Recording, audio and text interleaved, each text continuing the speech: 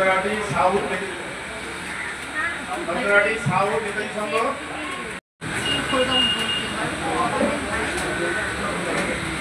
শাসন আদিবাসী বৃন্দ এসেছেন কেউ? বাজার কমিটি,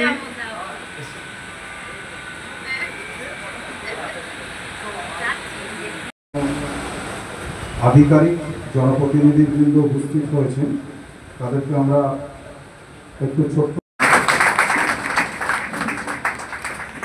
আমাদের শাসন থানার, এরপর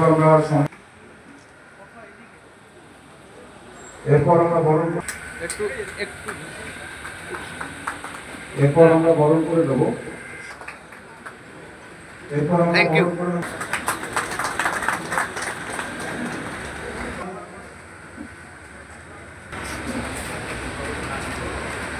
পুজো এসছে তো আমাদেরও তো হাততালি দেবেন না। এরপর আমরা পঞ্চায়েত সমিতির কৃষি সেচ সমবায় তাকে বরণ করছেন দীপিকা মুখার্জি।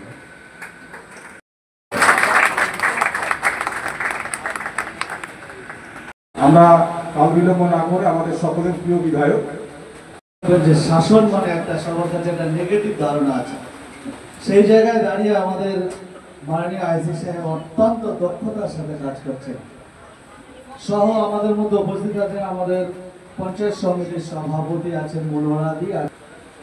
কিছুদিন আগে আপনারা জানেন যে সারা বিশ্বে একটা ক্রাইসিস দেখা দিয়েছিল কোভিড টাইমে। সে সময় আপনারা অনেকেই জানেন যে সবার মনে একটা ধারণা হচ্ছিল যে এবারে পুজোটা কিভাবে হবে, কিন্তু আমরা দেখেছিলাম বাংলার মানবিক মুখ্যমন্ত্রী মমতা বন্দ্যোপাধ্যায়, তিনি তার মানবিক দৃষ্টিভঙ্গি নিয়ে এগিয়ে এসে এই পুজো কমিটিগুলোকে সাহায্য প্রদান করেছিলেন।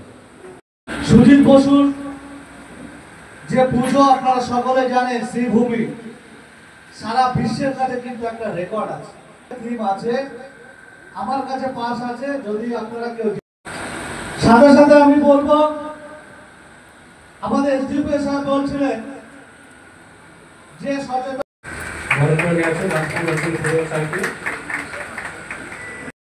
যেভাবে রাজা কথা দিয়েছে শেষের কথা দাম রেখেছে, আপনারাও চাইব।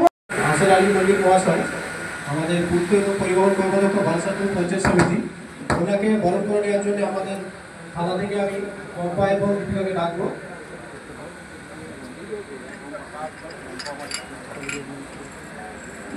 আমার থানার টিমকে বলবো আমাদের আসর আলী মল্লিক মহাশয়কে আপনারা বরণ করে দেন। কোথাও থেকে আমাদের চলে যাবো। প্রথমে আমি সহযোগিতা পুজো কমিটি, সেটাকে আমরা আজকে তাদের হাতে চেক তুলে দেওয়ার আবেদন করার জন্য চেক তুলে দিচ্ছেন পুজো কমিটির হাতে প্রধান মনিরুল ইসলাম। একটু জোরে করতালি হবে না? 17টি রথতলা বাজার কমিটি, জোরে একটু করতালি। এরপর কিন্তু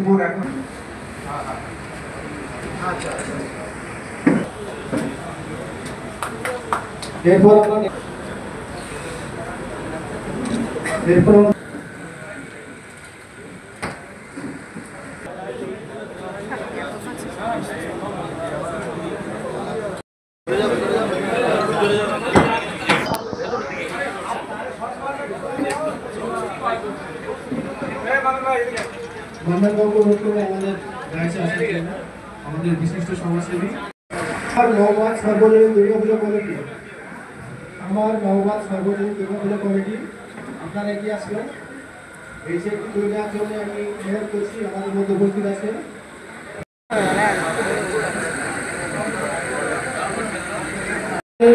অনুদান পেতে সমস্যা হবে। সমস্ত পুজো কমিটিকে বলছি আপনারা সাহেবকে নেবে, সাহেব তো অবশ্যই থাকবে। আজকে আপনারা জানেন যে আমাদের মাননীয় মুখ্যমন্ত্রী যে কোভিডের সময় থেকে আমাদের সারা পশ্চিমবঙ্গে যে সমস্ত দুর্গাপুজো কমিটিগুলোকে অনুদান দিয়ে আসছেন, এবছর সেটা বেড়ে 1,10,000 হয়েছে। আমাদের শাসন থানার আন্ডারে 36টা পুজো আছে, যারা পারমিশন পেয়েছেন এবং এই অনুদান পেয়েছেন তাদেরকে ডাকা হয়েছিল। তাদের হাতে আজকে আমাদের এমএলএ সাহেব ছিলেন, আমাদের এসডিপিও সাহেব ছিলেন এবং আমাদের প্রধান সাহেবরা ছিলেন, আরও বিশিষ্ট অতিথিবর্গ ছিলেন।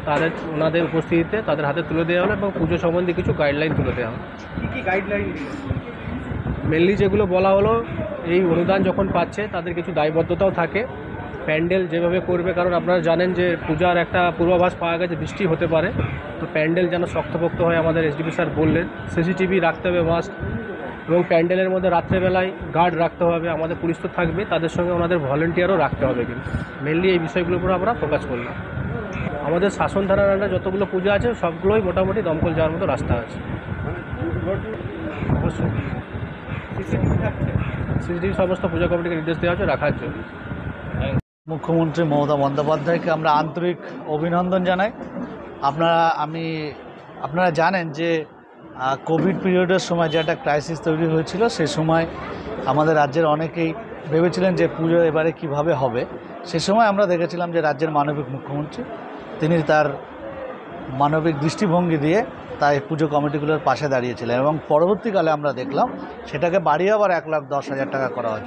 তার জন্য আমরা আন্তরিকভাবে আমাদের রাজ্যের মাননীয় মুখ্যমন্ত্রীকে আন্তরিক অভিনন্দন জানাই। বিধায়ক হিসেবে আমার একটাই বার্তা থাকবে যে বাঙালির শ্রেষ্ঠ উৎসব, সেই উৎসবের জন্য যেটা বাঙালি সারা বছর অপেক্ষা করে থাকে, সেই উৎসব যাতে সকলের সুন্দরভাবে কাটে, ভালোভাবে কাটে, সেটাই প্রার্থনা করবে। এবং সাথে সাথে আমাদের সকল জনপ্রতিনিধির কাছে আমি আবেদন জানিয়েছি, আমাদের সকলের অন্যতম নৈতিক কর্তব্য এবং দায়িত্ব হলো সকলে একত্রিত হয়ে একসঙ্গে হয়ে এই অনুষ্ঠানগুলিতে থাকা এবং সকলের পাশে থেকে এই বাঙালির শ্রেষ্ঠ উৎসবকে সাফল্যমণ্ডিত করে তোলা। তো বার্তা হিসাবে আমরা একটাই কথা বলবো যে সিসি ক্যামেরা অবশ্যই মাস্ট থাকবে এবং সেগুলো যেন অ্যাক্টিভ থাকে, এবং প্যান্ডেলগুলোকে লক্ষ্য রাখতে হবে যেন সেগুলো স্ট্রং ঠিকঠাক থাকে আর কি, অ্যাক্টিভ থাকে।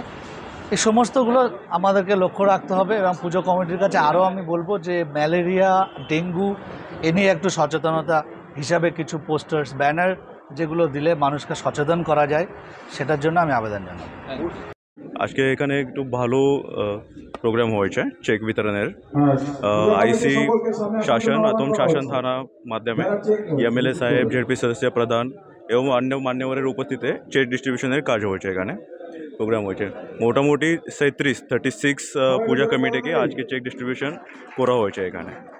ক্রাউড নিয়ে একটা বললেন, ক্রাউড ইয়েস, আমি 2-3টা পয়েন্ট বললাম পুলিশ পক্ষ থেকে। ক্রাউড সার্কুলেশনের ইম্পর্টেন্ট পয়েন্ট, যেখানে যদি বেশি ভিড় হয় তো ক্রাউড সার্কুলেশন কী রকম করতে হবে, আপনি এন্ট্রি এক্সিট পয়েন্ট কোথায় থাকবেন, ইমার্জেন্সি পয়েন্ট কোথায় থাকবে, এটা থানার সঙ্গে জিজ্ঞাসা করে একটু ভালো করে ইমপ্লিমেন্ট করতে হবে। যদি ক্রাউড বেশি হয় তো কীরকম ওখান থেকে ওনাকে বের করতে হবে, এটা প্ল্যান আগে থেকে রেডি করা উচিত। সেকেন্ড জিনিস সিসিটিভি সবাই সিসিটিভি ফাংশন আছে কিনা ওটা চেক করতে হবে। और ফায়ার এক্সটিংগুইশার্স ওটা ফাংশনাল আছে কিনা, যদি ফাংশনালও থাকে যে ভলেন্টিয়ার্স আছে, পূজা কমিটির মেম্বার আছে, ওটা ইউজ করতে পারে কি ফায়ার এক্সটিংগুইশার, ওটা আগে থেকে চেক করতে হবে। और মোস্ট ইম্পর্টেন্ট কি নাইট গার্ড রাখতে হবে, যেখানে যেখানে পসিবল আছে পুলিশ অবশ্যই পেট্রোলিং করবে অথবা গার্ড দিয়ে দেবে, কিন্তু সবই জায়গা তো পসিবল নেই। তো পূজা প্যান্ডেল নিজের ভলেন্টিয়ার্স অথবা পূজা কমিটি মেম্বার্স নাইট গার্ড হিসাবে নিজে থাকবে, অথবা উনি কিছু প্রফেশনাল নাইট গার্ড প্লেস করে দেবে। এটা আমার request. Your name and designation? আমার নাম অজিঙ্ক্য বিদ্যাগর, এসডিপিও বারাসাত। ঠিক আছে, থ্যাংক ইউ।